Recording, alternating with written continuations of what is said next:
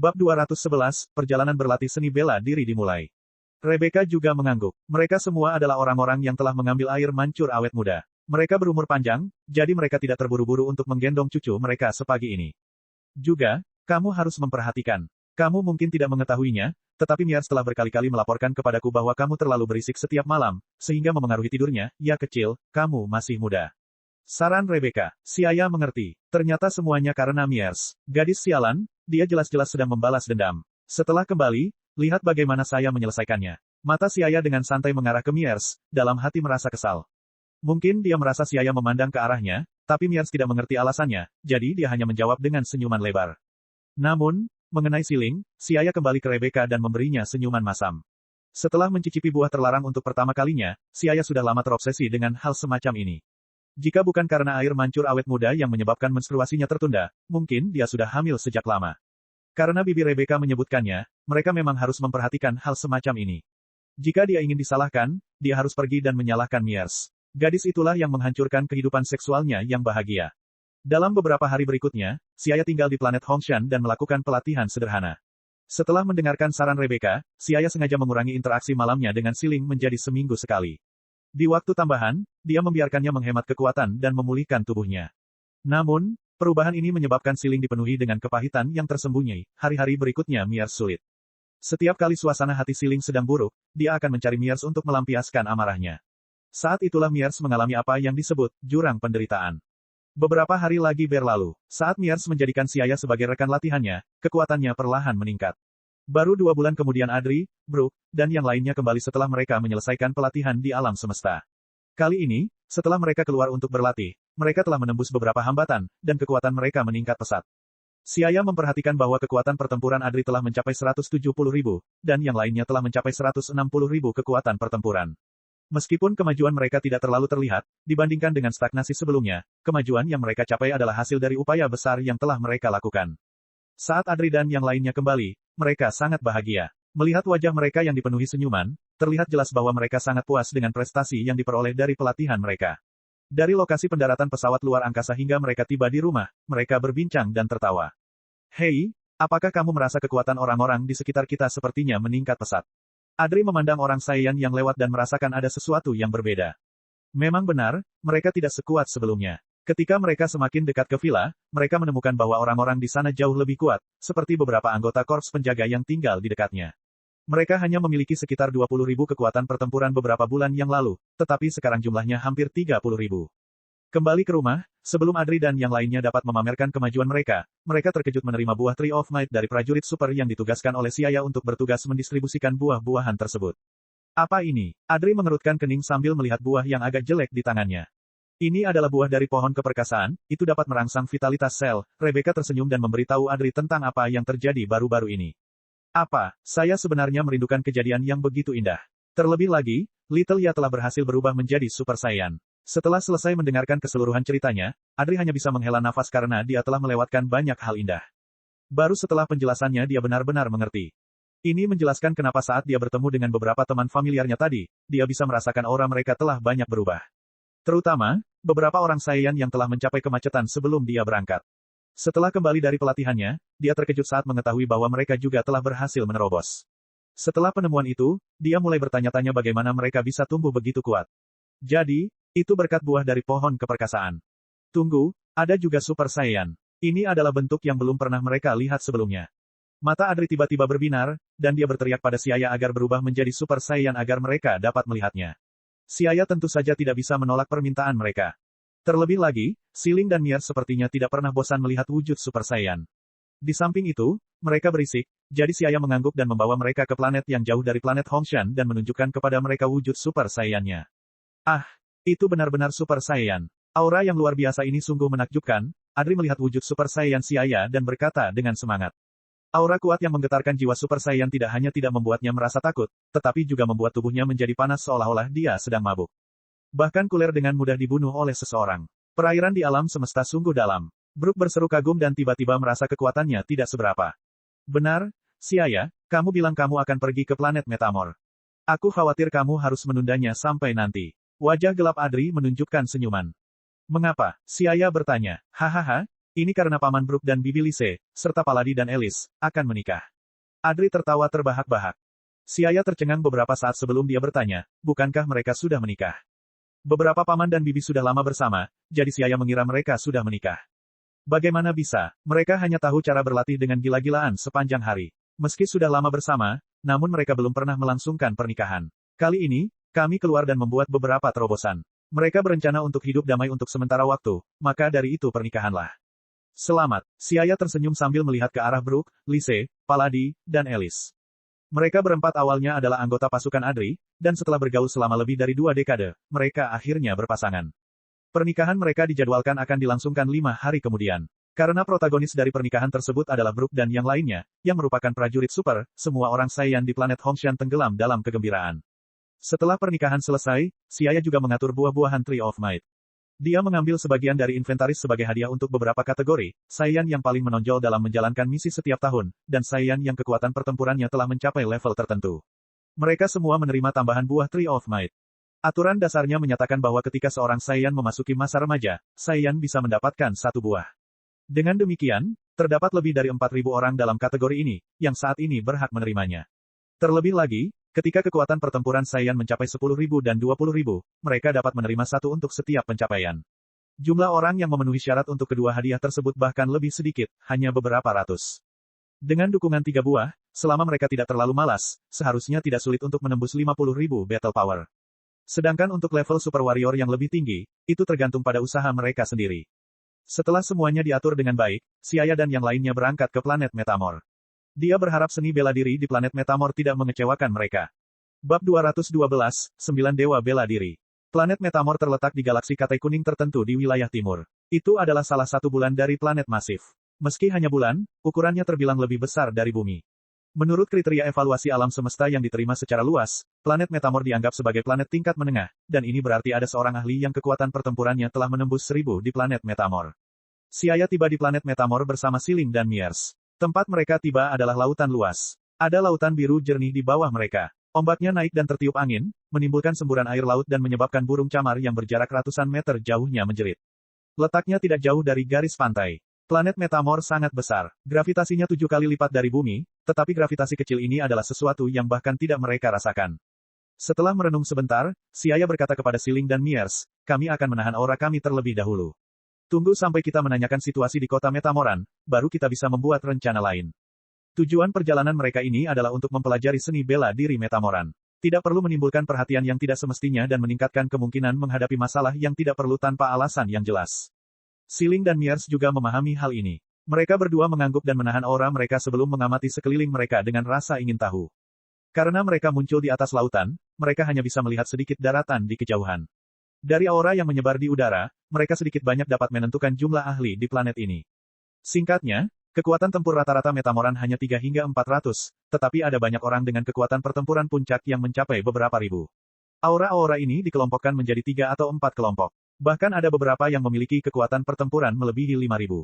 Beberapa ahli dengan kekuatan pertempuran mencapai 5.000 harus menjadi inti dari kekuatan tempur Metamoran.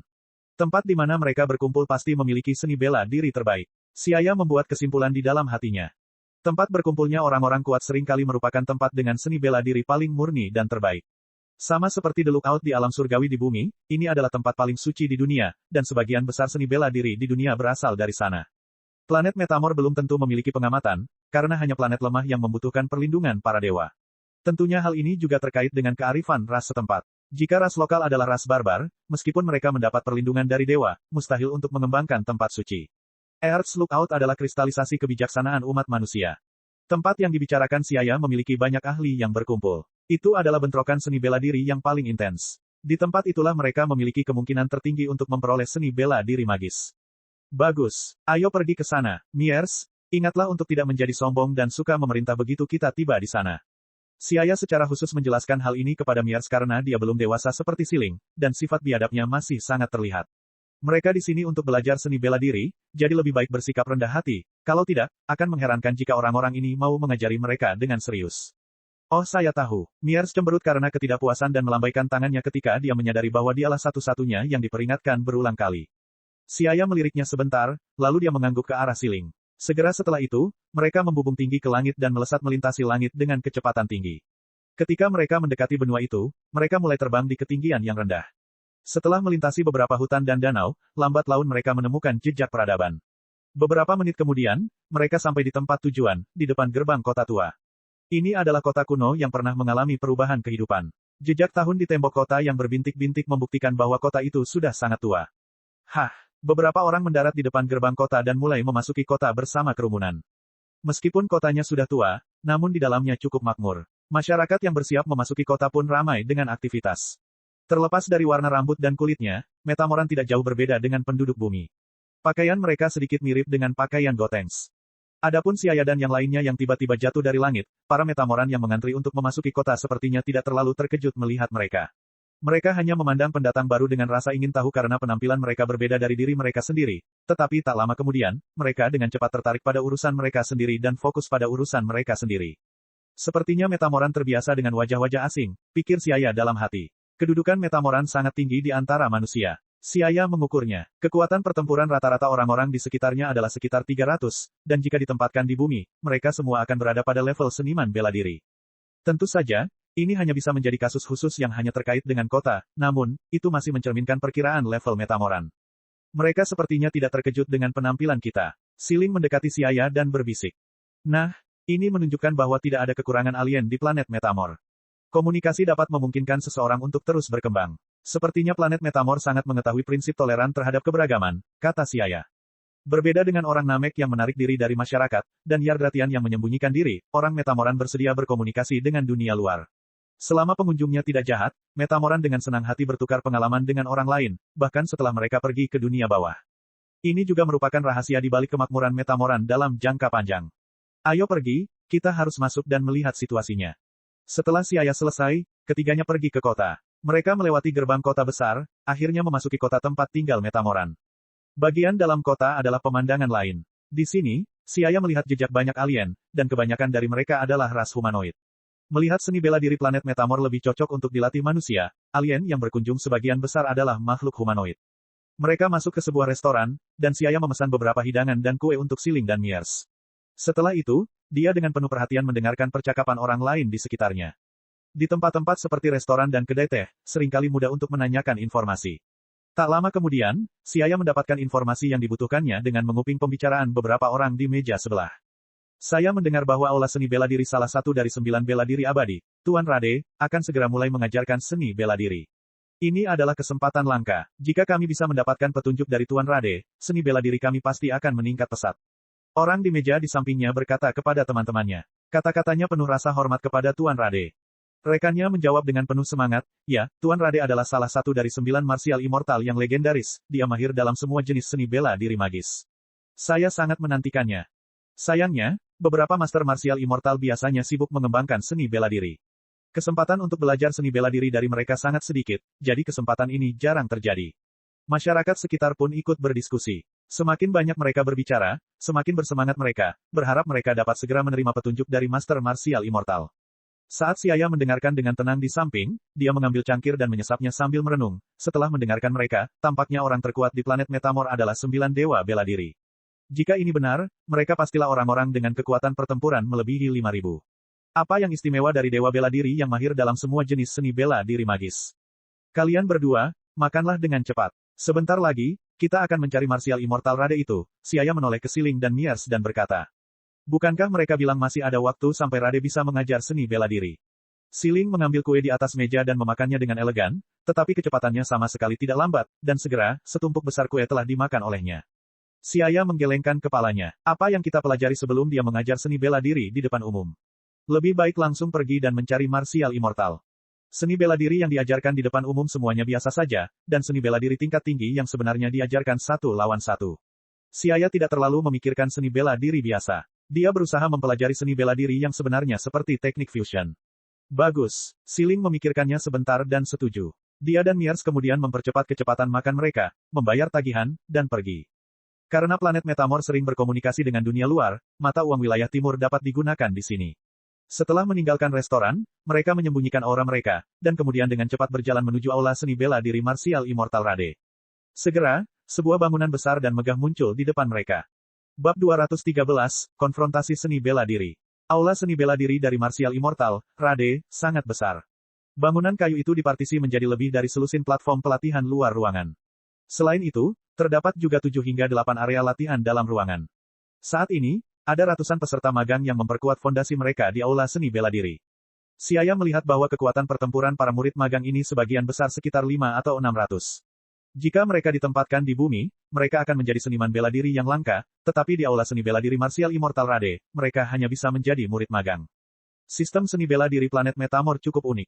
Siaya sedikit menyipitkan matanya. Setelah mempelajari seni bela diri bumi, sekilas dia dapat mengetahui perbedaan antara seni bela diri planet Metamor dan bumi. Jika seni bela diri bumi berfokus pada pelatihan internal, mengkonsolidasikan tubuh manusia ke dalam sistem independen, dan kemudian menyelaraskan hubungan antara manusia dan alam, maka seni bela diri planet Metamor berusaha mencari cara lain untuk berkomunikasi di luar tubuh manusia sejak awal, membandingkan tubuh manusia menjadi magnet, menarik kekuatan alam dan alam semesta. Tidak heran para Metamoran bisa mengembangkan seni bela diri seperti teknik fusion, konsep seni bela diri mereka sudah berbeda sejak awal. Siapa yang kamu cari? Murid yang menjaga aula seni bela diri memperhatikan orang asing masuk ke aula seni bela diri dan bertanya. Kami di sini untuk mencari Tuan Rade. Bolehkah saya bertanya di mana dia berada? Siaya tersenyum dan bertanya dengan nada lembut. Meski murid yang menjaga gerbang tidak kuat, seperti kata pepatah, 7 pejabat di depan gerbang Perdana Menteri. Murid tersebut mewakili prestise aula pelatihan Martial Immortal, jadi Siaya bersikap sesopan mungkin. TN, orang yang menjaga gerbang kantor Perdana Menteri memiliki status setara dengan 7 pejabat istana kerajaan. Jika seseorang ingin bertemu dengan Perdana Menteri, mereka harus melewati penjaga gerbang. Jadi, wewenang mereka tidaklah kecil. Kurung siku tutup. Murid itu menggelengkan kepalanya ketika mendengar permintaan mereka, masih ada beberapa hari sebelum guru mengajar seni bela diri. Jika Anda memiliki pertanyaan untuk ditanyakan, silakan kembali lagi setelah beberapa hari. Kita akan menemui Rade sekarang.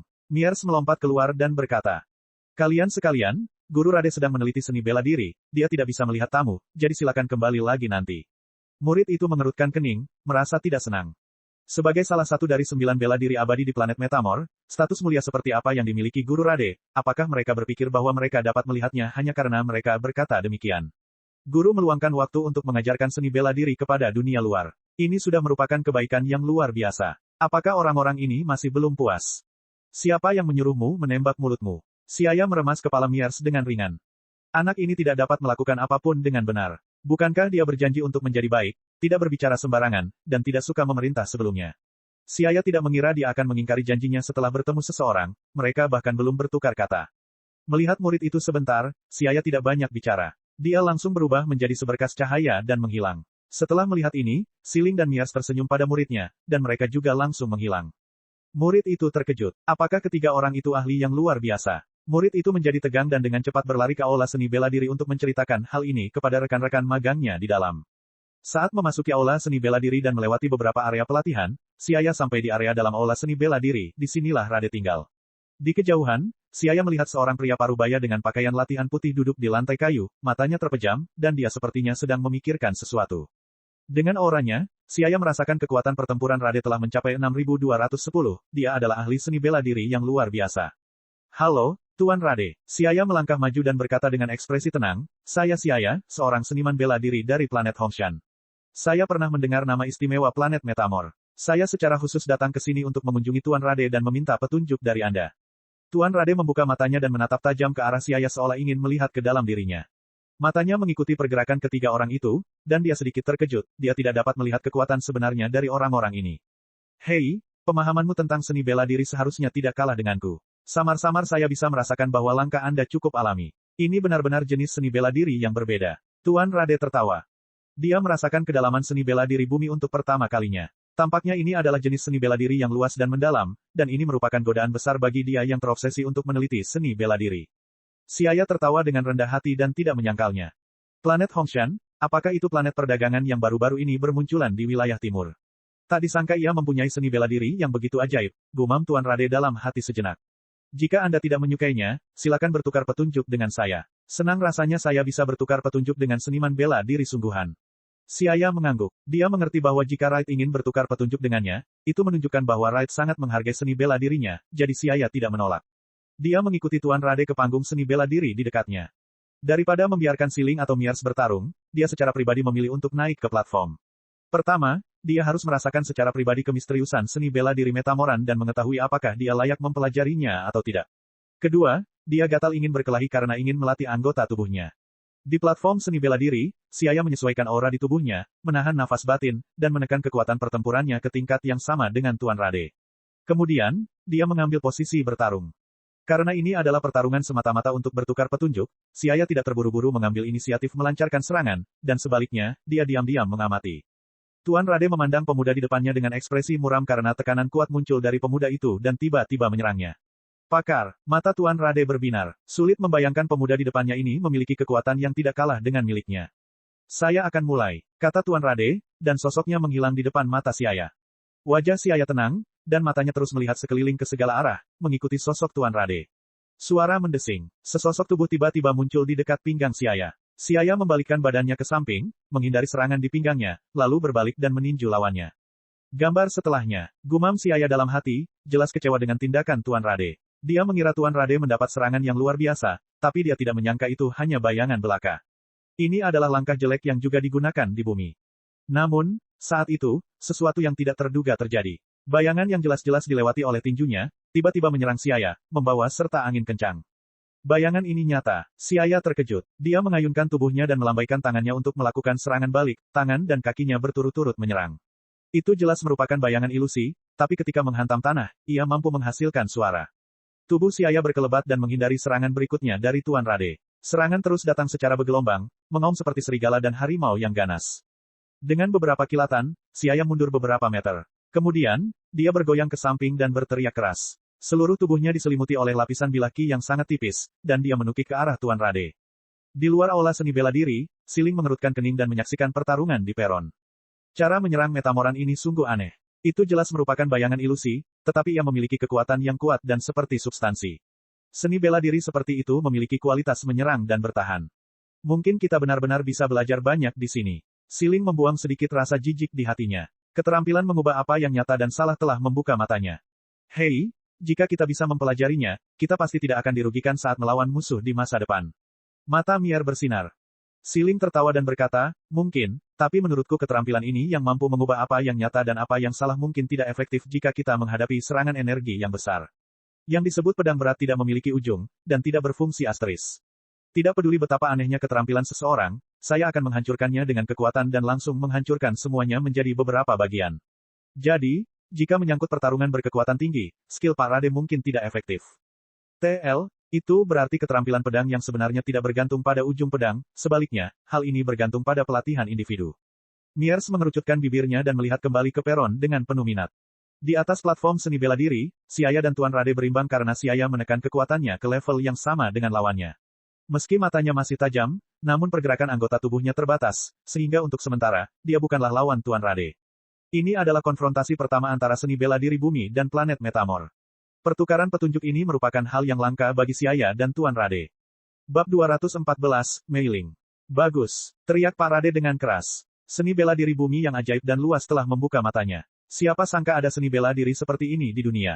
Seni bela diri ini berasal dari kebalikan dari planet Metamor, dan itu merupakan godaan besar bagi orang seperti dia yang kecanduan meneliti seni bela diri. Rade, aku berharap bisa bertukar seni bela diri denganmu, Xiaya menyuarakan idenya, dengan sedikit senyum di wajahnya.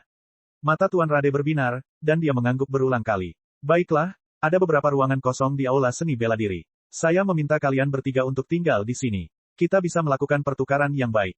Tetapi dalam beberapa hari, ada pelajaran umum di aula pencaksilat. Saya meminta kalian bertiga untuk menunggu beberapa hari lagi, kata Pak Rade. Tentu saja, Xiaya tertawa. Pada saat itu, murid yang menjaga gerbang dan beberapa rekan magangnya berlari mendekat, guru, beberapa ahli asing baru saja muncul. Mungkin mereka datang untuk menyerang aula, kamu di sini. Murid penjaga gerbang berseru begitu dia melihat Xiaya dan para gadis. Tenang, ini teman guru. Pergi dan atur kamar, mereka akan tinggal di gedung pencaksilat untuk sementara waktu, tegur Pak Rade. Ya guru, sekelompok murid saling memandang dan dengan cepat mengangguk sebagai tanda terima. Tatapan mereka sekarang menghormati Xiaya dan para gadis. Bisa menjadi teman Master Martial Immortal berarti mereka harus menjadi ahli bela diri yang terkenal. Orang-orang ini terlihat sangat muda, tetapi mereka telah mencapai level seperti itu. Tidak mengherankan jika saya bahkan tidak tahu bagaimana orang-orang ini menghilang, ternyata mereka adalah ahli yang hebat. Murid penjaga gerbang itu berpikir dengan tenang. Selama beberapa hari berikutnya, Xiaya dan Siling tinggal di aula seni bela diri Tuan Rade. Setiap hari mereka berdiskusi dengan Pak Rade mengenai kedalaman ilmu bela diri. Pertemuan sistem seni bela diri yang berbeda menguntungkan kedua belah pihak. Jika kekuatan serangan yang diberikan selama pertarungan terutama berasal dari kekuatan, maka kedalaman seni bela diri adalah kunci yang mengarahkan pengguna tentang cara menggunakan kekuatan itu. Itu seperti melukis sebuah gambar. Kalau bicara teknik melukis, ada sebagian orang yang menyukai coretan tebal, ada pula yang lebih suka menggambar garis. Keduanya memiliki beberapa perbedaan dalam proses penciptaannya, namun akhirnya sama-sama bisa melukis karya yang diinginkan. Hal yang sama juga berlaku untuk seni bela diri bumi dan seni bela diri planet Metamor. Semangat menjalankan kedua pencaksilat tersebut berbeda-beda, namun pada akhirnya keduanya kembali ke jalur yang sama.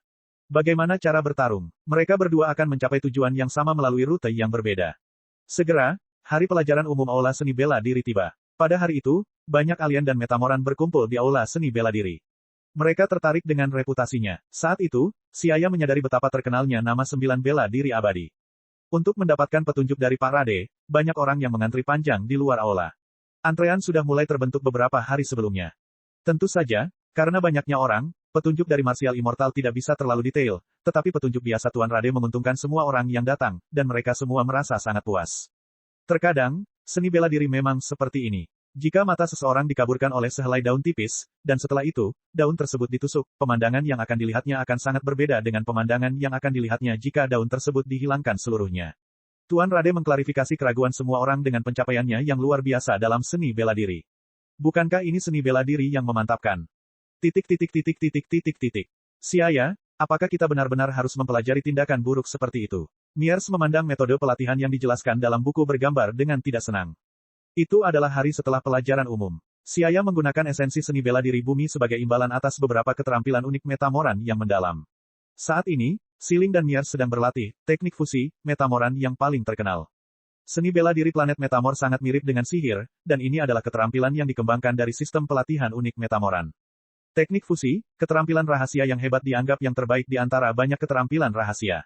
Itu bisa sangat meningkatkan kekuatan pertempuran seorang petarung. Dalam karya aslinya, Goten dan Trunks level Super Saiyan 1 menyatu dan mencapai level Super Saiyan 3. Kekuatan mereka telah meningkat sepenuhnya sebanyak 8 kali lipat berdasarkan Super Saiyan 1. Namun, sebagai keterampilan rahasia, persyaratan pelatihan untuk teknik fusi sangat ketat, tidak hanya dua orang yang berlatih ini diharuskan memiliki aura yang sama, tetapi serangkaian tindakan aneh yang diperlukan untuk fusion dance juga akan menyebabkan penolakan di antara mereka. Miers kesulitan dengan pose menari dan tidak mau mempelajari teknik fusion. Pikirkan saja, setelah Anda berhasil dalam fusion, kekuatan pertempuran Anda akan meroket beberapa kali lipat. Jika itu terjadi, bukankah menurut Anda akan lebih mudah untuk memahami rahasia Super Saiyan? Siaya membuat alasan acak. Namun, hal tersebut bukannya tanpa dasar. Kekuatan pertempuran Siling dan Miers saat ini masing-masing adalah 780.000 dan 550.000. Jika Siling menurunkan energinya, menjaganya agar tetap mirip dengan Miers, dan menggunakan teknik fusi untuk menyatu, kekuatan pertempuran gabungan mereka mungkin tiba-tiba meningkat menjadi sekitar 4,5 juta. Ketika itu terjadi, jarak untuk bertransformasi menjadi Super Saiyan akan selangkah lebih maju. Ekspresi Miers masih agak berubah, tapi ekspresi Siling benar-benar tanpa beban. Pokoknya, nanti, aku tidak ingin terlihat oleh siapapun saat bertransformasi. Petik 2. Setelah memikirkannya, Miers percaya bahwa apa yang dia katakan ada benarnya, oleh karena itu, dia memutuskan untuk menguatkan hatinya dan bekerja keras saat berlatih teknik fusi dengan Siling. Namun, jika mereka berusaha menyesuaikan auranya hingga sama, hal itu tidak akan selesai dalam waktu singkat. Menyaksikan langkah tarian para wanita yang buruk, Siaya ingin sekali tertawa, tetapi agar tidak melukai kepercayaan diri mereka, dia berjalan keluar ruangan dan memeriksa keterampilan rahasia lain di tangannya. Ini adalah keterampilan rahasia penting lainnya yang dia dapatkan dari Tuan Rade melalui pertukaran. Dibandingkan dengan teknik fusion, Siaya menganggapnya jauh lebih penting. Namanya adalah teknik vakum. Sesuai dengan namanya, itu adalah keterampilan rahasia yang memungkinkan orang bertahan hidup di luar angkasa. Ini sangat penting bagi orang saya yang tidak dapat bertahan hidup di luar angkasa. Setelah teknik vakum digunakan, selama energi di dalam tubuh tidak habis, pengguna dapat tinggal di luar angkasa dalam waktu yang lama.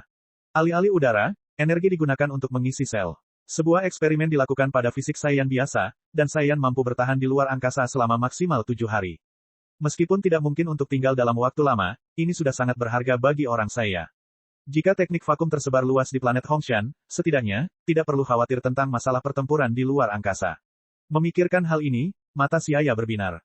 Seorang Saiyan, yang memiliki tingkat kekuatan tertentu, dapat mengandalkan energi di dalam tubuhnya untuk menyelimuti dirinya sehingga mereka dapat bertahan di luar angkasa untuk waktu yang singkat, namun, hal ini akan sangat mempengaruhi efektivitas bertarung mereka. Dengan teknik vakum ini, masalah ini terpecahkan. Dan bahkan jika musuh menghancurkan planet ini, selama mereka bertahan di lingkungan vakum, orang saya dapat mengeluarkan pesawat luar angkasa dari kapsul Hoi Poi dan mundur. Tampaknya ketika teknik vakum telah tersebar luas, saya harus mempercepat orang-orang Freydaya untuk menyediakan pesawat ruang angkasa kecil kepada setiap Saiyan, pikir Siaya dengan tenang. Dia bisa merasakan bahwa di masa depan orang saya tidak lagi terbatas pada pertempuran di planet. Beberapa hari kemudian, puncak pegunungan yang jauh dari pemukiman tertutup salju putih, dan angin utara bersiul, membawa serta uap air sedingin es. Di lapangan terbuka, seorang gadis besar dan seorang gadis kecil menari dengan langkah lucu. Dua jari saling bersentuhan, dan cahaya cemerlang bersinar. Segera, asap tebal menghilang, dan seorang gadis jangkung tertinggal di tempat kedua gadis itu berada. Setelah beberapa kali gagal, mereka akhirnya berhasil melatih teknik fusion. Wajah gadis jangkung itu cantik dan menawan, dan rambut panjangnya berkibar tertiup angin. Dia mengenakan jaket kecil berjajar metamoran, dan ada pita merah di celana putihnya. Dia tampak seperti anak berusia 20 tahun yang memiliki pesona Siling dan Miers. Jaket mereka berbeda dengan jaket berlapis Gotenks, mungkin karena mereka perempuan. Setelah melebur, Siling dan Miers tidak bertelanjang dada, ada kain biru melilit dadanya. Jaket bergaris hitam itu berukuran kecil, memperlihatkan sebagian besar bagian bawah putihnya yang telanjang. Gadis yang menyatu disebut Mei Ling. Bab 215, Celana Ketat Bepergian. 4,8 juta kekuatan pertempuran. Di sampingnya, Siaya dengan penasaran memperhatikan mereka. Setelah fusi, kekuatan pertempuran gabungan Siling dan Miers sedikit lebih tinggi dari yang dia duga, tetapi perbedaannya tidak banyak. Itu hanya sedikit lebih dari 8 kali kekuatan pertempuran Miers. Bagaimana itu? Kekuatan saya, gadis yang baru saja menyatu, Mei Ling, mengangkat kepalanya dengan bangga, memperlihatkan wajahnya yang lembut dengan sikap merendahkan. Cek, kepribadian Siling dan Miers telah menyatu. Siaya menghela nafas. Siling sangat angkuh, dan Miers, dia benar-benar setan kecil. Siaya ingat ketika pertama kali melihat Miers, dia mengenakan dua gelang yang dirangkai dengan lonceng kecil di tangannya, bertingkah sangat arogan. Jadi, kepribadian Mei Ling memerlukan disiplin. Pa, dia memukul kepala gadis itu dengan kekuatan dan memarahi, kamu masih belum memulai pelatihan setelah fusi kamu berhasil. Teknik fusi hanya bisa bertahan selama setengah jam. Mei Ling menggaruk kepalanya, tertawa dan berkata pada Siaya, kalau begitu, datang dan jadilah rekan tandingku. Dengan bakat terpendam nona ini, mungkin dia akan segera bisa menembus Super Saiyan. Siaya meliriknya dan berkata, aku akan bertarung denganmu dalam keadaan normal. Ingat, aku tidak akan bersikap lunak. Siaya sadar bahwa fondasi Mei Ling masih kurang baginya untuk berubah menjadi Super Saiyan. Hanya melalui pertarungan tanpa henti dia bisa meningkatkan kekuatannya secara bertahap. Oke, setelah menyetujui dengan suara keras, Mei Ling mundur sebentar dan mengambil postur bertarung, dengan ekspresi serius. Menghadapi Siaya, dia tidak berani menganggap entengnya. Siaya dengan santai tersenyum dan mengangguk. Lalu, dia berjalan santai menuju Mei Ling. Dengan setiap langkah yang diambilnya, auranya perlahan meningkat. Ketika dia tiba di hadapannya, kekuatan pertempurannya telah mencapai 5 juta yang mengejutkan. Ini agar dia bisa memenuhi kekuatan pertempuran Mei Ling, dia tidak harus menggunakan kekuatan penuhnya. Ekspresi Mei Ling menjadi lebih serius saat dia secara bertahap memasuki kondisi puncaknya. Siaya tersenyum tipis dan tiba-tiba menghilang dari pandangan Mei Ling. Oh, bisik Mei Ling, sepertinya sedang memikirkan sesuatu. Mata gelapnya terus berputar, mencari tempat di mana Siaya berada. Bang, sosok Siaya tiba-tiba muncul di sisinya, dan seperti cakar baja, telapak tangannya bersandar di bahu gadis itu. Kemudian, dia mengerahkan kekuatan, dan kekuatan yang luar biasa membuat Mei Ling terbang. Siaya dengan cepat maju dan tiba di sisinya sebelum dia bisa mendarat di tanah. Lalu, dia menyerang lagi. Bang, debu beterbangan, dan tanah bergetar hebat saat retakan seperti sarang laba-laba muncul ke segala arah. Mei Ling tergeletak di tengah kawah besar. Dia tampak menatap kosong ke awan yang melayang di langit, dan dia tidak berdiri untuk beberapa saat. Tubuh Anda tidak dapat mengikuti ritme Anda. Hal pertama yang perlu Anda lakukan sekarang adalah beradaptasi dengan kekuatan Anda. Jika Anda tidak dapat mengendalikan kekuatan Anda, upaya untuk melakukan terobosan akan sia-sia, dan hanya akan menjadi mimpi belaka. Suara Siaya seringan bulu, dan matanya yang tajam melihat situasi Mei Ling saat ini hanya dengan pandangan sekilas. Mei Ling sangat kuat, namun kesadaran bertarungnya tidak bisa mengimbangi gerakan tubuhnya. Hal ini jelas karena fondasinya yang tidak stabil dan dangkal. Peningkatan kekuatan yang tiba-tiba berada di luar kemampuan kendalinya. Dia hanya punya kekuatan, tapi dia tidak tahu bagaimana menggunakannya. Ambil contoh pasien yang diamputasi, meskipun cacat pada tubuh mereka hilang ketika kaki palsu dipasang, mereka akan kesulitan berjalan, apalagi berkelahi. Oleh karena itu, beberapa hari berikutnya, Siaya mulai melatih Mei Ling tentang kesadaran tempur dan ritme bertarung. Untungnya, Siling dan Miers sendiri adalah pejuang yang hebat. Setelah fusi, Mei Ling juga memiliki potensi yang cukup luar biasa. Terlepas dari ketidaknyamanan awal, Mei Ling dengan cepat belajar mengendalikan tubuhnya. Namun, level Siaya saat ini sangat tinggi, terutama setelah menggabungkan konsep seni bela diri planet Metamor. Dia mulai berinovasi lebih jauh dan meningkatkan seni bela dirinya. Di matanya, gerakan Mei Ling yang tampak sempurna dipenuhi dengan kekurangan. Di sini, di sini, di sini. Pukulanmu masih belum cukup tajam, kendali kekuatan terlalu kaku, musuh tidak akan berdiam diri dan membiarkanmu menyerang kapanpun kamu mau. Saat Anda memukul, ingatlah untuk melakukan kontrol dan hanya gunakan sebagian kekuatan Anda untuk menyerang. Kamu tidak dapat menggunakan kekuatan penuhmu. Dan di sini, serangan sebenarnya seharusnya memiliki kekuatan yang cukup. Buang semua gerakan yang tidak perlu, kumpulkan sedikit, dan satu seranganmu akan mematikan. Sebelum menyerang, sikapmu yang mengesankan harus seperti pelangi, maju terus dengan kemauan yang gigih, hampir tidak memberi musuh waktu untuk bersiap. Serangannya harus seperti angin dan guntur, dan secepat kilat. Sampai kamu menyerang, kamu harus stabil seperti gunung Tai dan seberat batu besar. Xiaya berdiri di samping dan memperhatikan gerakan Mei Ling dan memberikan petunjuknya dari waktu ke waktu, yang mana Mei Ling diam-diam akan memahaminya dan terus menyesuaikan gerakannya, menjadikannya selancar mungkin. Melihat pelatihan Mei Ling berada di jalur yang benar, Xiaya pun diam-diam mulai melatih teknik vakum. Itu adalah prioritas tertinggi baginya. Area utara, medan bintang dekat bumi. Tempat ini cukup jauh dari kekacauan pasukan Frieza, tempat yang tidak menarik bagi sebagian besar pasukan. Selain bumi, ada lebih dari selusin planet tingkat rendah di sini yang tidak diketahui siapapun. Karena tidak ada sumber daya berharga yang berlebihan, kecuali kehidupan dan air, planet ini tidak dijarah oleh kekuatan lain. Di alam semesta tanpa batas, gugusan bintang memancarkan sinar cahaya putih pucat yang mempesona. Tiba-tiba, seberkas cahaya terang melintas di antara planet-planet. Dalam kegelapan ruang angkasa, sinar cahaya ini sangat menarik perhatian. Dari dekat, terlihat bahwa itu adalah titik terang berbentuk oval. Itu adalah pesawat luar angkasa kecil, panjangnya hanya belasan meter. Ada 3 simbol lingkaran konsentris yang terukir di atasnya. Ini adalah simbol dari Capsule Corporation. Bagian dalam pesawat luar angkasa dibagi menjadi 3 bagian, depan, tengah, dan belakang. Ruangan itu sedikit berantakan. Di kabin pilot depan, seorang wanita cantik berambut pirang mengenakan piyama terbuka dan minum dari botol minuman di tangannya. Jako, orang itu, selain mengirim beberapa email, dia pada dasarnya melupakanku, temannya. Untung saja orang-orang di planet Hongshan baik. Sambil meletakkan minumannya, wanita berambut pirang tights dengan santai berbaring di kursi di kabin pilot, dan rambut pirangnya yang indah tergerai di kursi. Pesawat luar angkasa itu sepenuhnya otomatis dan tidak mengharuskannya untuk mengemudikannya. Sudah beberapa tahun sejak Xiaya pertama kali melihat Tights, dan sekarang, Tights yang berusia 21 tahun berada di masa muda dan cantiknya. Dia jauh lebih dewasa dibandingkan beberapa tahun lalu. Beberapa tahun yang lalu, planet Hongshan dan perusahaan kapsul Dr. Brief berkolaborasi dalam meluncurkan kapsul Hoi Poi, yang memperluas pandangan Tights. Baginya, seseorang yang bertekad menjadi penulis novel fiksi ilmiah, ini adalah cara yang baik untuk mengumpulkan materi. Dan dahulu kala, setelah meninggalkan bumi, Jako, yang akan membawanya ke planet lain, menghilang, bahkan bayangannya tidak dapat ditemukan. Setelah menunggu 6 tahun, masih belum ada kabar yang membuatnya sangat marah. Untungnya, dia dapat menghubungi orang-orang Veidaya melalui ayahnya, Dr. Brief, dan mendapatkan beberapa pesawat ruang angkasa kecil dari mereka. Kalau tidak, jika dia ingin memasuki alam semesta, tidak ada yang tahu berapa lama waktu yang dibutuhkan. Tetapi orang-orang Veidaya hanya memberi saya bagan bintang dari beberapa bintang terdekat. Mereka bilang terlalu berbahaya baginya untuk pergi ke daerah yang lebih jauh. Setelah berbaring beberapa saat, Tights mengenakan gaun ketat yang biasa dia kenakan, dan memasang topi besar berwarna ungu lembut di kepalanya. Dia pergi ke ruang kerja di tengah pesawat luar angkasa, bersiap untuk memulai menulis hariannya. Tapi tulisan hari ini, seperti biasa, sama buruknya dengan sebelumnya.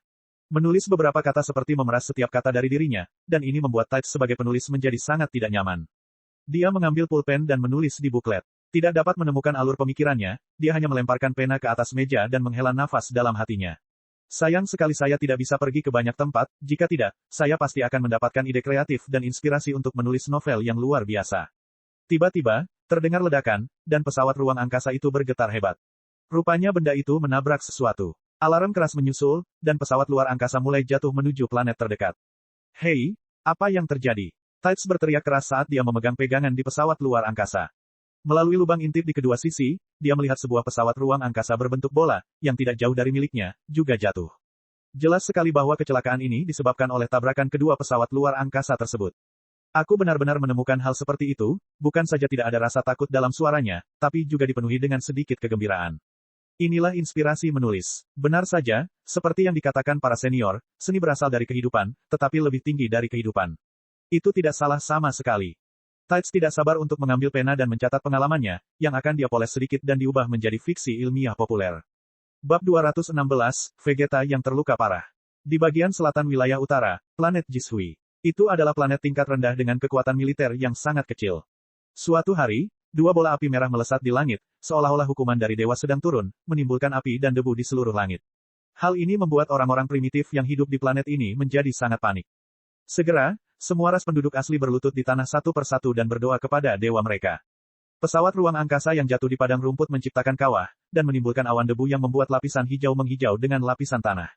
Terletak di tengah kawah, pintu pesawat luar angkasa terbuka, dan seorang wanita pirang anggun keluar dari sana. Uhuk-uhuk, itu menyakitkan. Celana ketat keluar dari kawah dalam keadaan yang menyedihkan. Saat dia membuka paksa pakaiannya, terlihat kemerahan dan bengkak. Tights memperlihatkan giginya karena rasa sakit dan dengan cepat mengeluarkan sekotak kapsul Hoi Poi dari dompetnya. Dia mengeluarkan sebotol obat penyembuhan tipe semprot dari dalam dan menyemprotkannya pada lukanya. Kulit yang merah dan bengkak dengan cepat menjadi putih dan halus. Di mana aku? Benar, sepertinya saya pernah melihat pesawat luar angkasa berbentuk bola bertabrakan dengan pesawat luar angkasa. Tights melihat sekeliling, mencari pesawat luar angkasa yang jatuh di sampingnya. Namun, penglihatan Tights hanya seperti manusia pada umumnya, dan mustahil menemukan keberadaan pesawat luar angkasa lain dengan mata telanjang. Jadi, dia mengeluarkan kapsul Hoi Poi yang berisi pesawat kecil, menekan tombol pada kapsul tersebut dan melemparkannya ke hamparan tanah kosong. Bang! Asap mengepul, dan sebuah jet kecil muncul. Tights naik ke pesawat, lepas landas ke udara dan melaju di ketinggian, mencari keberadaan pesawat ruang angkasa lainnya. Menerbangkan pesawat tinggi-tinggi di langit, garis pandangnya menjadi lebih luas. Jauh dari sana, di kaki gunung yang jaraknya belasan kilometer, Tights menemukan kawah lain yang memiliki pesawat ruang angkasa kecil berbentuk bola yang setengah tersembunyi di dalam tanah. Permukaannya yang putih hanya memiliki sedikit goresan hitam akibat benturan. Gedebuk, celana ketat melompat ke dalam kawah dan melihat sesosok tubuh kecil, yang tampak mengenakan alat bantu pernapasan, melalui jendela kaca bundar. Orang di dalam sepertinya terluka parah. Tights berteriak khawatir, dan segera, dia bergegas kembali ke pesawat untuk mencari beberapa peralatan mekanis yang dia gunakan untuk membuka palka pesawat ruang angkasa tipe bola. Saat palka terbuka, seorang anak laki-laki yang mengenakan battle armor putih jatuh dari pesawat luar angkasa. Anak laki-laki itu memiliki rambut runcing dan tampak berusia sekitar 10 tahun. Jubah yang diikatkan ke bagian belakang battle armor tertinggal di belakangnya, dan dia terlihat cukup tampan dan cerah. Namun kini, ia terluka parah dan membutuhkan alat oksigen untuk menyelamatkan nyawanya. Apa yang harus dilakukan? Anak ini sepertinya terluka parah. Jika dia tidak segera dibawa untuk berobat, dia akan kehilangan nyawanya. Celana ketat menahan anak muda itu, merasa agak cemas. Uhuk-uhuk, siapa kamu? Cepat lepaskan aku. Anak muda itu meronta dan berteriak dengan suara acuh tak acuh dan dingin ketika dia terbangun dan mendapati dirinya sedang dipeluk oleh seseorang. Jangan bergerak, Anda terluka parah. Jika Anda berpindah-pindah, Anda bisa kehilangan nyawa. Biarkan aku memikirkan caranya. Tights buru-buru menenangkannya, lalu dengan cepat merenung.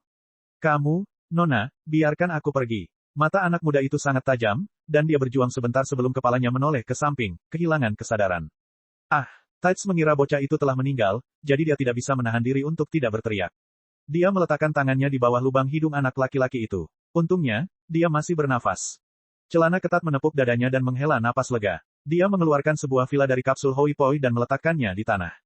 Kemudian, dia menjemput anak muda itu dan masuk ke villa. Melalui peralatan diagnosis portabel di dalam villa, Tights menyadari bahwa cedera anak muda itu sangat serius. Jika luka ini menimpa orang biasa, orang tersebut pasti sudah lama meninggal. Namun, anak laki-laki ini sangat tangguh, tubuhnya sudah mulai pulih perlahan. Tidak perlu mengkhawatirkan hidupnya sekarang. Orang ini sungguh beruntung. Bergumam dengan suara rendah, Tights memindahkan bocah itu ke tempat tidur dan menutupinya dengan selimut. Saat dia melakukan itu, dia terkejut menemukan anak laki-laki itu memiliki ekor berwarna coklat di belakangnya. Apakah anak laki-laki ini seorang Saiyan? Tights ingat apa yang Jaco katakan tentang Saiyan, mereka tampak persis sama dengan manusia. Anak laki-laki itu memiliki ekor berwarna coklat di belakangnya, dan kepribadiannya sangat buruk. Informasinya sepenuhnya benar. Anak laki-laki ini pasti seorang Saiyan. Bukankah Jaco mengatakan bahwa orang Saiyan sangat biadab? Tapi anak laki-laki ini cukup tampan. Dengan lembut membelai pipi anak laki-laki itu, Tights mengamatinya dengan serius, dia ingin memastikan perbedaan antara Saiyan dan manusia biasa. Ketika Jaco datang ke bumi sebelumnya, itu untuk membunuh anak-anak Saiyan yang dikirim ke bumi, tetapi dia tidak menemukan jejak orang Saiyan bahkan sampai dia pergi. Dia terlihat persis sama, bahkan setelah memeriksa anak laki-laki itu dalam waktu yang lama, Tights tidak dapat menemukan perbedaan apapun antara seorang Saiyan dan penduduk bumi. Tights tersenyum tipis saat melihat tubuhnya tertutup debu, maka dia berjalan ke kamar mandi sambil menyenandungkan sebuah lagu, dan tak lama kemudian, suara derai air bergema dari kamar mandi. Tidak lama kemudian, Tights keluar dengan handuk mandi disampirkan di bahunya. Setelah mengganti pakaiannya, dia naik ke tempat tidur dan melihat ke arah anak laki-laki yang tak sadarkan diri itu, dan sebuah pikiran terlintas di benaknya. Jaco bilang vitalitas seorang Saiyan sangat kuat, jadi anak itu seharusnya tidak berada dalam bahaya. Petik 2. Yah, lihat dia juga sangat kotor. Haruskah aku memandikannya? Tides berpikir sejenak sebelum menyeret anak laki-laki itu ke kamar mandi untuk memandikannya. Titik titik titik titik titik titik. Keesokan harinya, Vegeta terbangun dari tidurnya, dan tiba-tiba dia merasa ada yang tidak beres. Sesuatu yang lembut seperti gurita melingkari tubuhnya dengan erat. Apa yang sedang terjadi? Vegeta terbangun dengan kaget. Ekspresi tegas melintas di wajahnya, dan ketika dia menoleh, dia melihat seorang manusia cantik dengan rambut pirang panjang memeluknya seperti boneka. Sial, siapa wanita ini? Pangeran ini benar-benar memperlihatkan penampilan yang memalukan. Vegeta merasakan gelombang penghinaan, dan niat membunuh yang kuat tidak bisa tidak muncul di matanya. Namun karena tubuhnya terluka parah, dia tidak bisa bergerak. Ah, kamu sudah bangun. Anda pasti seorang Saiyan, bukan? Bagaimana kamu bisa terluka parah? Maaf, jika bukan karena pesawat luar angkasa saya menabrak pesawat luar angkasa Anda dan merusaknya, Anda tidak akan jatuh di sini. Tides segera melepaskan lengan Vegeta dan meminta maaf padanya sambil menyatukan kedua telapak tangannya. Kamu tahu bahwa pangeran ini adalah seorang Saiyan. Wajah Vegeta menjadi parah. Yi, jadi kamu adalah pangeran Saiyan. Ini adalah latar fantasi yang sangat bagus. Hicks. Ini mungkin bahan yang bagus, teriak Tides karena terkejut. Dia segera mengeluarkan pena dan kertas dari laci, dan mulai menulis. Jawab pertanyaanku, Nona. Dari mana Anda mendengar tentang Saiyan? Emosi Vegeta menjadi gelisah, dan dia bertanya dengan tidak sabar. Setelah kehancuran planet Vegeta, reputasi Saiyan dengan cepat terhapus dari alam semesta. Manusia kecil ini sebenarnya tahu tentang Saiyan, dan ini membuat Vegeta curiga apakah dia punya niat lain. Saya mendengar dari seorang teman yang merupakan anggota patroli galaksi bahwa Saiyan memiliki ekor.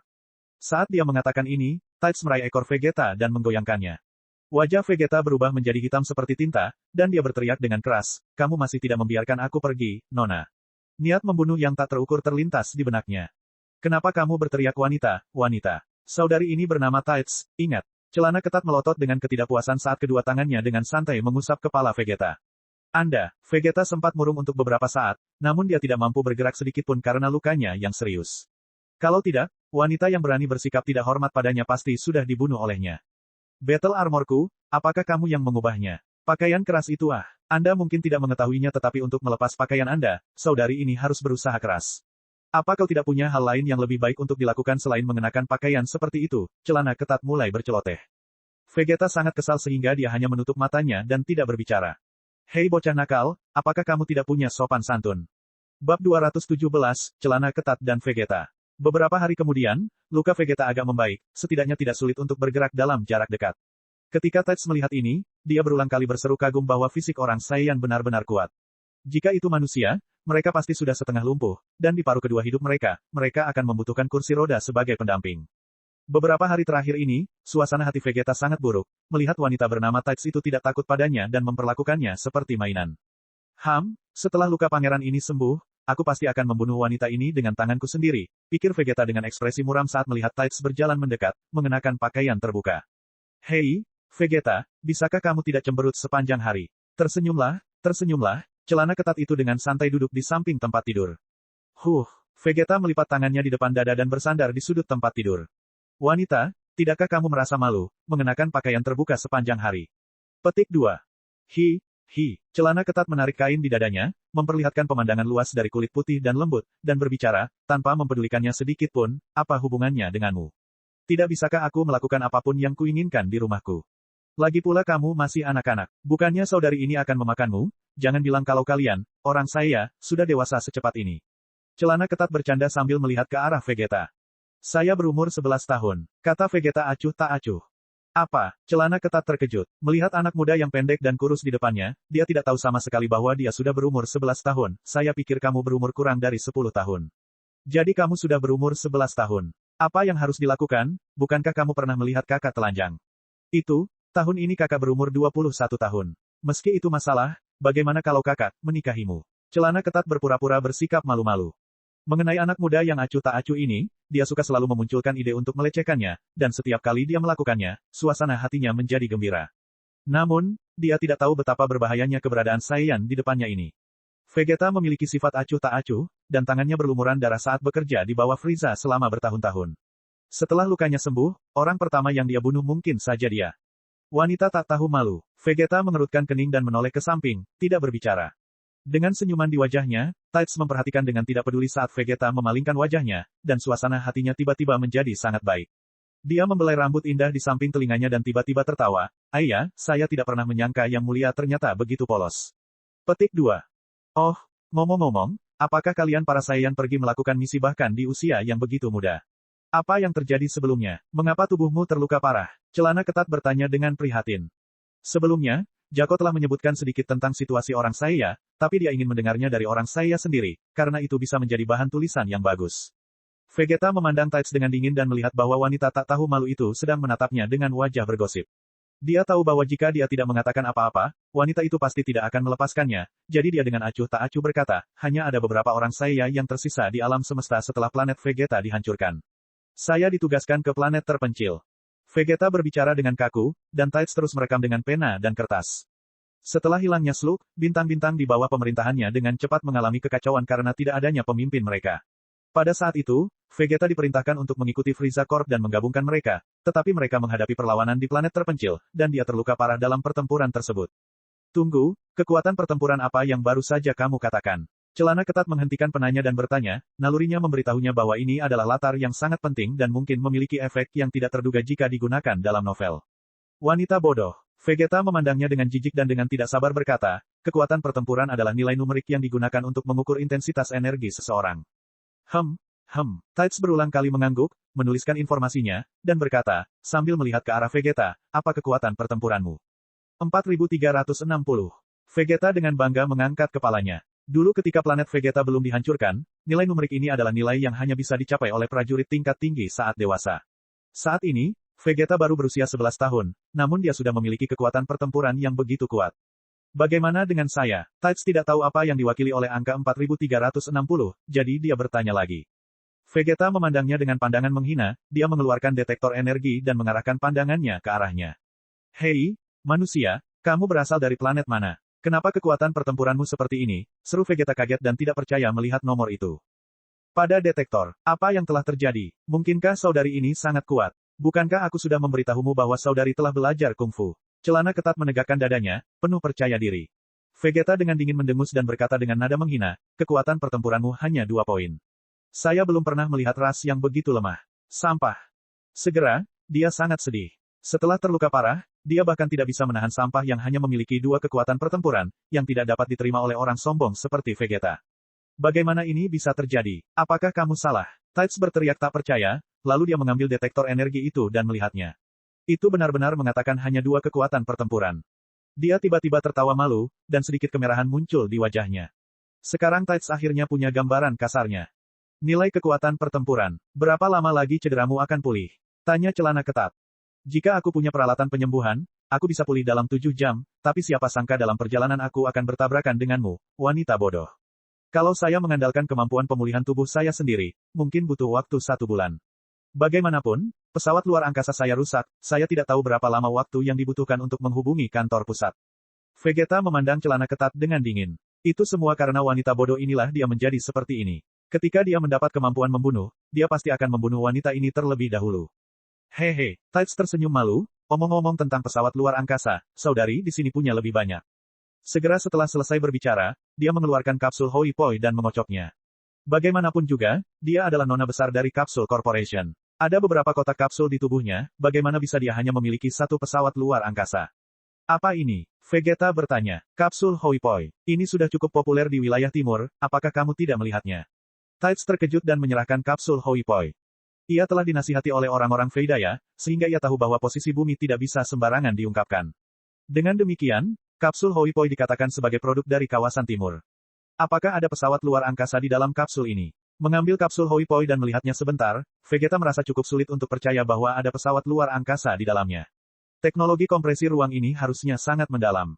Hei, kamu sebenarnya tidak percaya padaku. Celana ketat meletakkan kedua tangannya di pinggangnya, dengan ekspresi tidak senang. Aku akan mengajakmu keluar untuk melihatnya. Setelah itu, Tides membungkuk untuk mengangkatnya. Segera, perutnya yang lentur dan mulus terlihat di udara, dan aroma samar menyerang lubang hidungnya. Vegeta membeku dan dengan cepat mengalihkan pandangannya lalu meronta. Hei, wanita bodoh, lepaskan aku. Hihi, nak, bagaimana kalau adikku menggendongmu lagi? Bab 218, bersama selama 3 bulan. Di tanah luas di luar villa, di bawah tatapan dingin Vegeta, Tides melemparkan kapsul Hoi Poi di tangannya. Mengikuti suara yang teredam, sebuah pesawat luar angkasa berbentuk cakram dengan lebar lebih dari 100 meter tiba-tiba muncul di depan mereka. Itu, benar-benar sebuah pesawat luar angkasa. Mata Vegeta melotot karena dia sulit mempercayainya. Sebenarnya ada teknologi ajaib di alam semesta. Frieza dengan lancang percaya bahwa dia telah mengumpulkan ilmuwan terbaik di multiverse, tetapi teknologi alien di bawahnya tidak ada apa-apanya dibandingkan dengan ini. Bagaimana itu? Ini adalah pesawat luar angkasa berukuran sedang yang jauh lebih besar dari yang saya miliki sebelumnya. Ruang di dalamnya cukup besar, bahkan jika lebih dari selusin orang tinggal di sana, itu tidak akan menjadi masalah. Kata celana ketat sambil tersenyum. Vegeta melihat ke arah Tides, dan tiba-tiba, cahaya dingin muncul di matanya, tapi dengan cepat menghilang. Kirimkan aku kembali. Planet kolonial terdekat dari sini berjarak sekitar 3 bulan. Jika Anda mengirim saya kembali, saya bisa mengabaikan rasa tidak hormat Anda terhadap saya. Vegeta berkata dengan kaku. Ketika dia mendengarnya, Tides menjadi tertarik, tetapi dia tidak memiliki peta bintang dari bintang-bintang terdekat. Saya bisa melakukannya, tapi saya tidak tahu di mana itu. Saya punya koordinatnya. Anda hanya perlu bertanggung jawab menyediakan pesawat luar angkasa. Vegeta dengan arogan menatapnya dan berkata dengan pasti. Bagus, biarkan aku menyelesaikan makan dan membereskan kamar, lalu kita berangkat. Sepertinya dia sangat tertarik dengan perjalanan luar angkasa yang akan segera terjadi. Tides melambaikan tangannya dan tidak lagi mengganggu Vegeta, tapi dia tidak tahu betapa berbahayanya perilakunya sebelumnya. Bagaimana Saiyan yang buas ini bisa begitu mudah dilecehkan?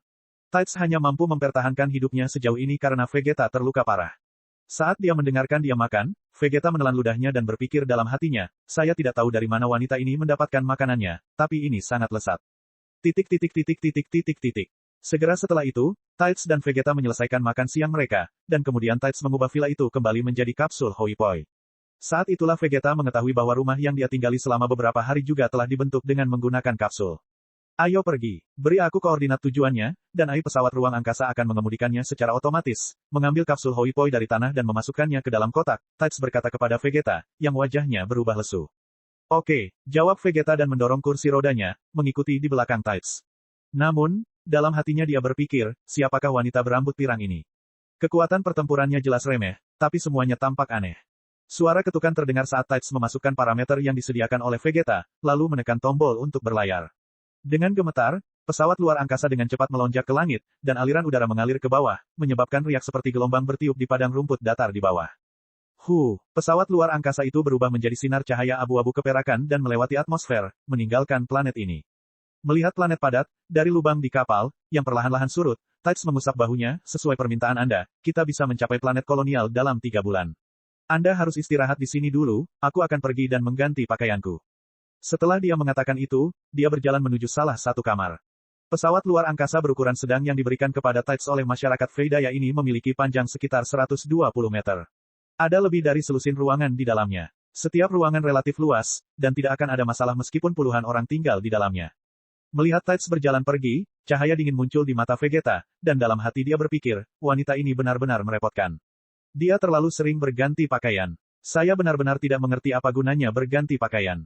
Yah, sekarang saya bisa kembali dan pulih dari cedera saya dengan pikiran tenang.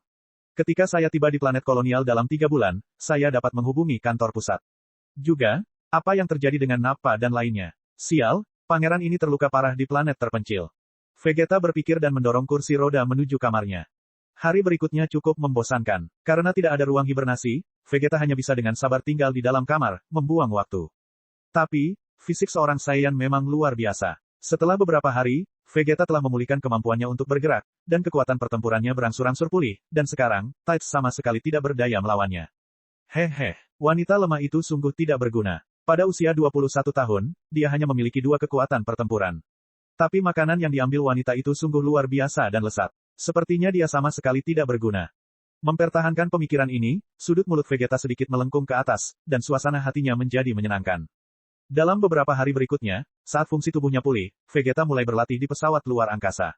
Ketika Tides, yang melihat dari samping, melihat Vegeta melepaskan gelombang energi dari waktu ke waktu dan kemudian berlari untuk menghancurkannya, dia akan basah kuyup karena takut Vegeta akan menghancurkan pesawat luar angkasanya secara tidak sengaja. Wah, Vegeta, hati-hati. Jika pesawat luar angkasa hancur, kita berdua akan kacau. Celana ketat berlari dan membuat keributan besar. Mendengus, pengecut, Vegeta menyeka keringat di dahinya dan dengan santai mengambil handuk di lantai, sebelum berjalan ke kamar mandi, mengurus urusannya sendiri. Ini, bocah kasar, celana ketat menghentakkan kakinya dengan marah, mengingat dia sekarang harus membereskan semua kekacauan di ruangan itu. Titik titik titik titik titik titik. Hari-hari berlalu seperti itu, dan tak lama kemudian, 3 bulan berlalu. Pada bulan pertama, Vegeta memulihkan seluruh kekuatan pertempurannya. Dia bahkan memperbaikinya sampai batas tertentu. 2 bulan kemudian, Tides dan Vegeta bisa rukun dengan tenang saat mereka saling memandang. Karena Tides diberi pelajaran oleh Vegeta, dia sangat menyadari bahwa dia lemah, jadi dia tidak berani lagi melecehkannya dengan santai. Akhirnya, suatu hari, tujuan mereka, planet kolonial, muncul di hadapan mereka, dan suara elektronik yang tajam dan jernih bergema di dalam pesawat luar angkasa. Tujuannya, planet Leiden, semakin dekat. Tujuannya, planet Leiden, semakin dekat. Vegeta kembali mengenakan battle armor putih dan memasang 2 pelindung bahu berwarna emas pucat di bahunya. Setelah itu, dia menyampirkan jubah pendek di bahunya. Akhirnya tiba, Vegeta bergumam pada dirinya sendiri. Setelah harus tinggal di pesawat luar angkasa yang sempit selama 3 bulan, dan tanpa sistem hibernasi apapun, dia merasa seluruh tubuhnya hampir berkarat. Hei, apakah kita sudah sampai? Berbicara dengan suara kacau, Tides, yang mengenakan piyama, berjalan keluar dengan mata mengantuk, rambut emasnya berantakan. Wajah Vegeta dingin. Kali ini, mengingat kamu mengirimku kembali, pangeran ini tidak akan membunuhmu. Juga, ingatlah untuk tidak sembarangan menyelamatkan orang asing di masa depan. Apakah kamu mengkhawatirkanku? Sambil nyengir, Tides menghampiri dan langsung memeluk Vegeta. Karena Vegeta cukup pendek, ketika dia dipeluk oleh Tides, seluruh kepalanya tenggelam ke dalam bola yang lembut. Bajingan, wajah Vegeta memerah. Benar saja, membiarkanmu hidup adalah suatu kesalahan. Vegeta mendorong Tides ke tanah dan mengembunkan bola energi berwarna biru muda sambil menghadap Tides. Tapi setelah melihatnya sebentar, dia membubarkan bola energinya. Buka palkanya, aku akan keluar sekarang. Tapi kita berada di luar angkasa. Bagaimana kalau kamu menunggu pesawat luar angkasa mendarat? Celana ketat berdiri sambil mengusap pantatnya, sama sekali tidak marah. Dia sudah memahami kepribadian Vegeta. Dia jelas merupakan anak yang baik, dia dingin di luar, hangat di dalam, dan keras kepala berpura-pura menjadi dewasa. Iya, ini adalah penyamaran dari Pangeran Malang yang kehilangan rumahnya. Memikirkan hal ini, Tides memandang Vegeta dengan mata penuh rasa kasihan dan tidak peduli dengan perilaku kasarnya. Anak ini tidak muda ah. Namun, Tides tidak mengetahui bahwa Vegeta pada dasarnya adalah orang yang acuh tak acuh. Apa? Di luar dingin dan hangat di dalam. Itu semua hanyalah imajinasinya sendiri, dan baginya, membunuh seseorang sama mudahnya dengan makan. Bab 219, Membunuh dengan Ketegasan. Planet Leiden adalah planet kolonial di bawah Frieza Force, dan orang-orang dari Frieza Corp dikerahkan di sini. Orang-orang ini bahkan tidak memberi muka kepadaku. Jika kamu ingin mati, aku tidak akan menghentikanmu, kata Vegeta dingin. Kalau begitu, lupakan saja. Setelah mendengar bahwa orang-orang dari Frieza Corp ada di planet ini, dia menggelengkan kepalanya seperti genderang. Selama 3 bulan ini, dia telah mendengar tentang Frieza dari Vegeta. Yang pertama tampaknya merupakan tokoh besar yang menguasai seluruh alam semesta, dan Vegeta adalah salah satu bawahannya. Dia juga mencoba membujuk Vegeta untuk pergi bersamanya, atau setidaknya dia tidak boleh bekerja untuk iblis ini lagi, tetapi Vegeta menolaknya tanpa ragu-ragu. Hei, ini untukmu. Tides memberinya setumpuk foto. Apa ini? Foto grup kami, kata celana ketat sambil tersenyum. Vegeta melihat foto-foto itu, dan seluruh wajahnya menjadi gelap. Dalam foto tersebut, Tides dililitkan di sekelilingnya seperti Zonzi ketika dia terluka parah. Tides membuat tanda karakter V besar dengan tangannya sambil menghadap langsung ke lensa kamera, dan ada juga foto memalukan lainnya, banyak dari mereka. Cepat atau lambat, aku akan membunuhmu, Nona. Dengan wajah dingin, Vegeta menerima foto tersebut, memasukkannya ke dalam kapsul, lalu memasukkannya ke dalam sakunya. Kalau begitu, selamat tinggal. Dia membuka palka pesawat luar angkasa, dan ruang hampa di luar segera menyedot seluruh udara di dalam kapal. Tides meletakkan kedua tangannya di sisi mulutnya dan berteriak ke arah Vegeta. Vegeta, yang mengenakan jubah di bahunya, berjalan ke pintu palka, mengangkat tangannya. Dengan punggung menghadap ke arahnya, dan sinar cahaya terang keluar dari tubuhnya, segera, dia menghilang ke angkasa. Vegeta ini memiliki karakter yang cukup baik. Celana ketat tidak bisa menahan senyum. Namun, sejak usianya baru 11 tahun, Tides tidak terlalu memikirkannya, hanya menganggapnya sebagai anak berkepribadian aneh. Titik.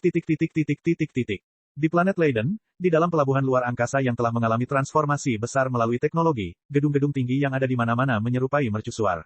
Alarm darurat berbunyi, dan bayangan kecil terbang turun dari langit. Ah, Tuan Vegeta, seorang alien berkulit merah menyapa. Saya mendengar bahwa pesawat luar angkasa Anda jatuh di planet tingkat rendah, dan saya akan mengirim seseorang ke sana, aku tidak menyangka kamu akan kembali secepat ini. Setiap prajurit di bawah Frieza dilengkapi dengan detektor energi. Selain digunakan untuk mendeteksi intensitas energi musuh, juga dapat digunakan sebagai komunikator. Tentu saja, ini juga menyertakan fungsi pemantauan. Jika kamu dengan tulus mencariku, kamu tidak akan menunggu sampai sekarang. Suara Vegeta dingin, dan dia mengeluarkan aura sombong, segera menakuti alien berkulit merah itu, menyebabkan wajahnya berubah drastis. Oh, Ngomong-ngomong, di mana yang lainnya? Bagaimana dengan Nappa dan Raditz? Ketika berbicara tentang dua orang Saiyan lainnya yang mengikutinya, Vegeta tidak sepenuhnya acuh tak acuh. Melihat itu, setidaknya, mereka dapat mereproduksi garis keturunan Saiyan di masa depan. Dulu ketika planet Vegeta dihancurkan, Vegeta, Nappa, dan Raditz sedang menjalankan misi di luar. Meskipun mereka menerima panggilan balik Frieza, mereka tidak kembali ke planet Vegeta seperti yang diperintahkan. Sebaliknya, mereka tetap berada di luar, dan dengan demikian, mampu mempertahankan hidup mereka, dan kemudian, mereka terus tinggal di pasukan Frieza. Kedua tuan itu selamat dan sehat. Saat ini, mereka telah kembali ke markas Raja Frieza, jawab alien berkulit merah itu sambil bercucuran keringat dingin. Baiklah, aturlah pesawat luar angkasa baru untukku. Saya ingin segera kembali. Vegeta dengan angkuh mengangguk dan menginstruksikan orang berkulit merah untuk mengatur pesawat luar angkasa baru saat dia berjalan ke koridor berliku di pelabuhan luar angkasa. Ya, alien berkulit merah itu menjawab dengan suara nyaring, lalu berbalik dan pergi. Namun, belum berjalan jauh, alien lain datang berlari mendekat. Manajer Chalmi, sebelumnya, sebuah pesawat luar angkasa asing terdeteksi oleh detektor yang digunakan untuk berjaga-jaga. Pesawat luar angkasa mungkin mencoba memata-matai planet ini. Apakah kita menghancurkannya? Mendengar perkataan alien yang baru datang itu, Vegeta berhenti berjalan. Cahaya dingin yang brutal menyala, dan Vegeta muncul di samping alien berkulit merah itu. Dia melemparkan gelombang energi biru muda ke alien yang baru tiba, meledakkannya menjadi bubuk. Setelah itu, Vegeta dengan dingin berkata, kamu tidak perlu mengkhawatirkan masalah ini, mengerti? Ya, alien berkulit merah, yang dipanggil Chalmi, tiba-tiba ketakutan, dan berulang kali mengangguk sambil gemetar ketakutan. Melihat punggung Chalmi yang melarikan diri dengan tergesa-gesa, Vegeta mendengus dingin. Setelah tinggal bersama manusia bodoh itu untuk sementara waktu, Vegeta hampir menjadi berbeda dari dirinya. Pangeran Vegeta yang bermartabat selalu membunuh dengan tegas. Oh, bukankah ini Pangeran Vegeta? Apa yang terjadi sehingga menyebabkan kalian bertengkar? Vegeta baru berjalan beberapa langkah ketika sebuah suara mengganggu tiba-tiba terdengar dari tidak jauh di belakangnya. Vegeta berbalik dengan wajah jelek dan tanpa ekspresi berkata, Cui, kamu di sini juga. Di belakangnya ada alien berkulit nila dengan dua antena di sudut mulutnya. Ada bagian berbentuk tabung seperti ventilasi di sisi kiri dan kanan kepalanya. Kekuatan pertempurannya sekitar 7.000. Alien ini bernama Cui. Sejak bergabung dengan Frieza Corp, Cui tidak terlalu menyukai Vegeta. Pangeran Vegeta yang bermartabat benar-benar berada dalam kesulitan sehingga bahkan pesawat luar angkasa Anda pun hancur. Cek, ku dengar kelompokmu dimusnahkan sepenuhnya saat menjalankan misi. Cui berkata dengan sangat arogan. Melihat Vegeta tidak merespon, Cui tertawa terbahak-bahak dan menggelengkan kepalanya. Orang-orang yang benar-benar tidak berguna, dimusnahkan sepenuhnya di planet terpencil. Wajah Vegeta dingin, dan tulang jarinya mengeluarkan suara, kakak. Jika Vegeta tidak mengetahui dengan jelas fakta bahwa dia saat ini bukan lawan Cui, dia pasti sudah menyerang Cui, dan membunuhnya. Mendengus dingin, Vegeta meninggalkan tempat kejadian dengan wajah pucat. Hahaha, Cui dengan angkuh tertawa. Dia meludah dan dengan nada menghina berkata, kamu hanyalah seorang pangeran Saiyan yang ketakutan. Mengapa kamu mengudara? Jika bukan karena identitas Saiyan Anda, saya akan sangat terkejut jika Anda bisa menarik minat Raja Frieza. Kamu sangat senang dengan dirimu sendiri. Cepat atau lambat, kamu akan mati di tanganku, Vegeta mencibir. Di planet Metamor, Siaya terus meningkatkan keterampilan tempur Mei Ling, dan berkat ini, kekuatan Siling dan Miers meningkat pesat. Beberapa bulan kemudian, kekuatan pertempuran Siling mencapai 850.000, dan Miers meningkat menjadi 620.000. Dapat dikatakan bahwa mereka telah mencapai ketinggian baru. Namun, seiring dengan peningkatan kekuatan mereka, pelatihan mereka secara bertahap mulai mandek. Tampaknya mereka menemui hambatan. Oleh karena itu, Siaya mengubah targetnya dan fokus melatih Mei Ling, berharap keduanya bisa menembus batas kemampuan mereka jika dia membuat marah Mei Ling, yang merupakan perpaduan dari kedua gadis tersebut. Selain itu, setelah berlatih selama beberapa bulan, Siaya juga meraih prestasi luar biasa, teknik vakum, miliknya mulai membuahkan hasil, dan sekarang, dia bisa tinggal di luar angkasa untuk waktu yang lama.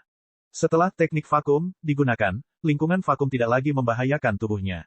Baik itu untuk dia atau orang Saiyan lainnya, itu sangat penting. Dentang.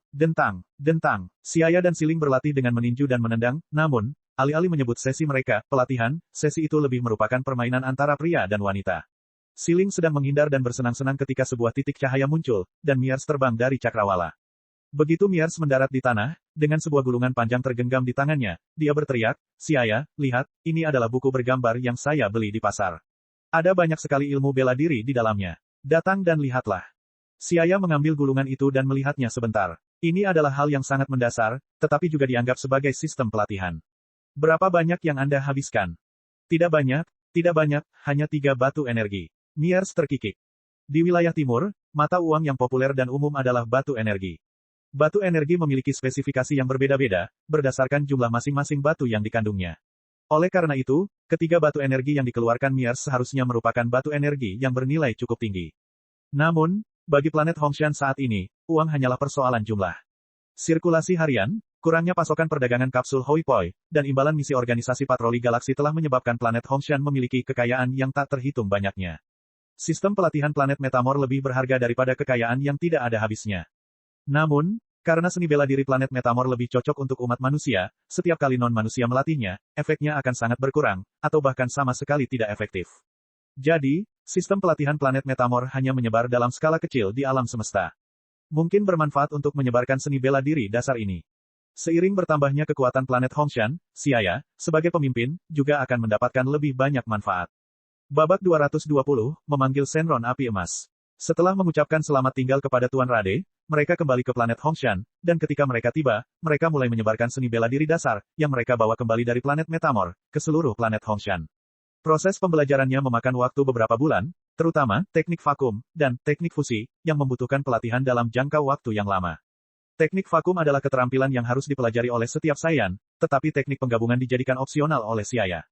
Mungkin karena rangkaian tindakan teknik fusi terlalu aneh, orang saya yang memilih untuk mempraktikkannya sangat sedikit, namun, keterampilan tipuan dari Martial Immortal Rade dicari oleh banyak orang.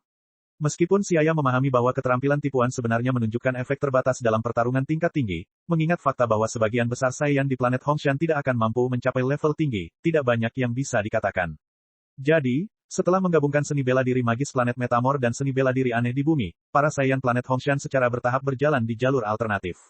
Xia tidak tahu apakah jalan ini akan membawa kesuksesan atau tidak, lagi pula, segala sesuatu mempunyai kelebihan dan kekurangannya masing-masing.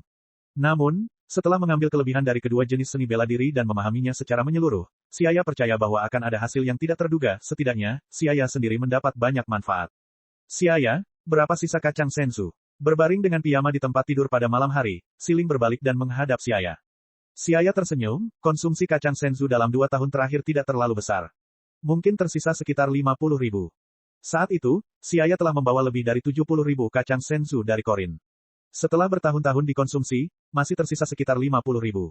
Ini baru 10 tahun. Jika dia tidak menemukan cara menanam kacang senzu, tidak akan lama kemudian semuanya akan habis.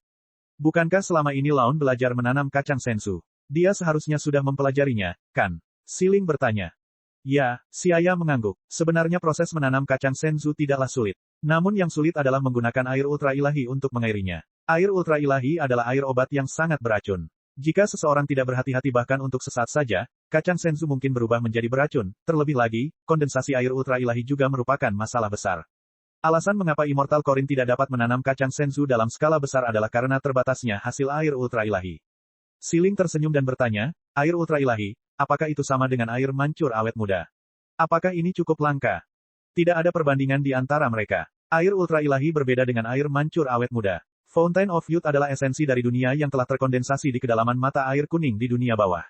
Air ultra ilahi jauh lebih buruk. Jika suatu tempat dihuni oleh para dewa, secara alami tempat itu akan terkontaminasi oleh energi para dewa yang akan mengembunkan cairan, yaitu air ultra ilahi.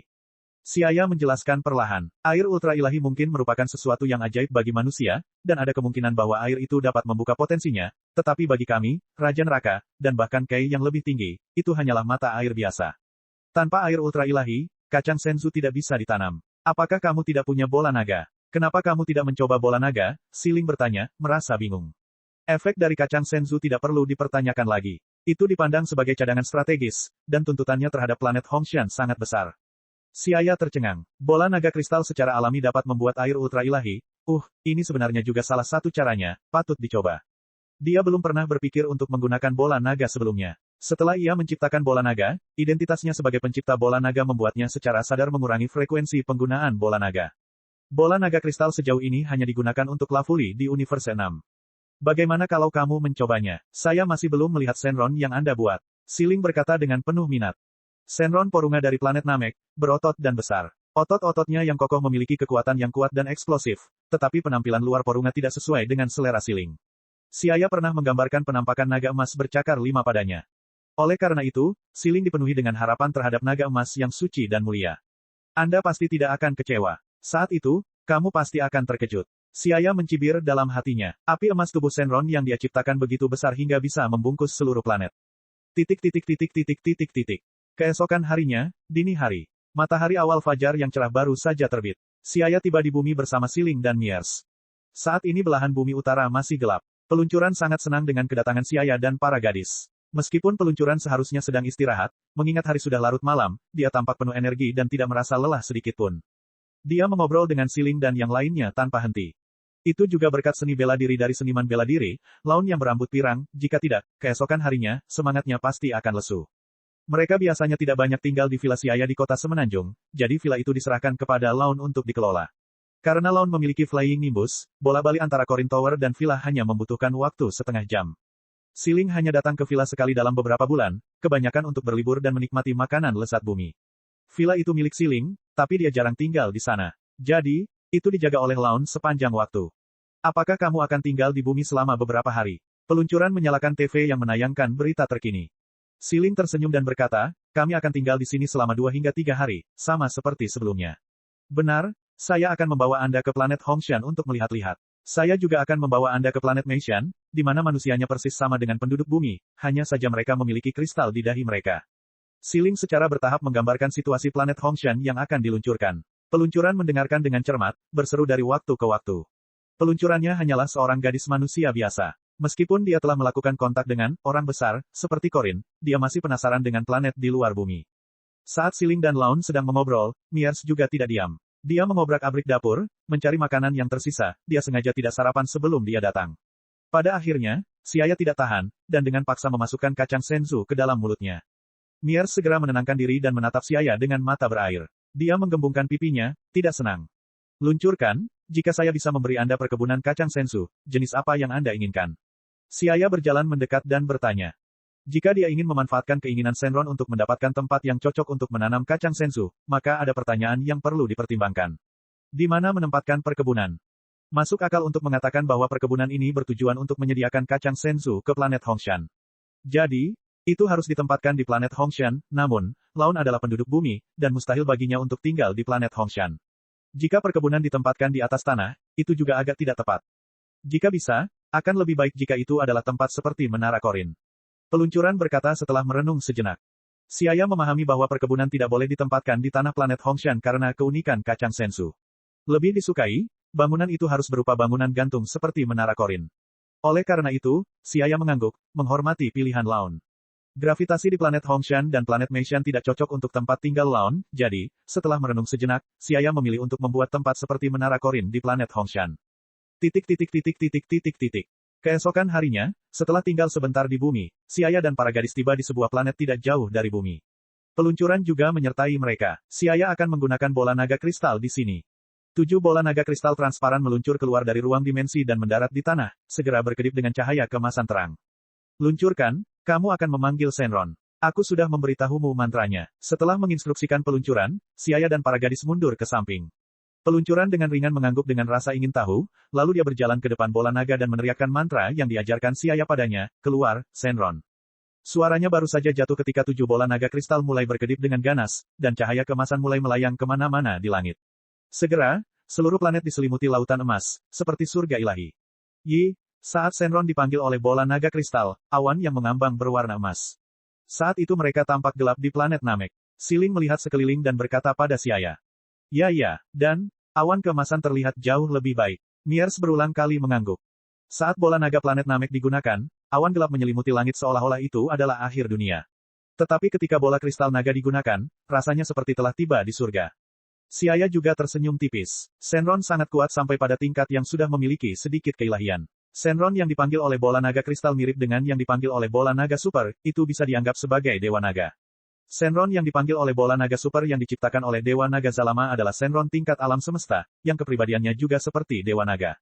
Tubuh Shenron api emas yang dipanggil oleh bola naga kristal adalah tiruan dari naga emas bercakar 5.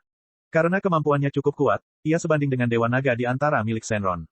Di sisi lain, pemandangan yang mengguncang bumi akibat bola naga kristal masih terus berlangsung. Segera, jalinan sinar cahaya keemasan membubung ke langit. Api emas Shenron yang suci dan perkasa terbentuk di luar angkasa, tubuhnya berputar mengelilingi planet. Kemudian, sebuah kepala besar muncul dari lapisan atmosfer. Kepala naga itu sangat besar, dan seperti pegunungan yang terus-menerus menekan dunia, menghadapnya dari ketinggian di langit. Sisik emasnya sangat besar seperti puncak gunung. Cek cek cek cek cek cek cek cek. Rakan-rakan kultivator sekalian, sebelum retret, sila terus berkultivasi untuk jurus subscribe, like, share dan komentar agar Sekte Novel Sadim terus berkembang pesat.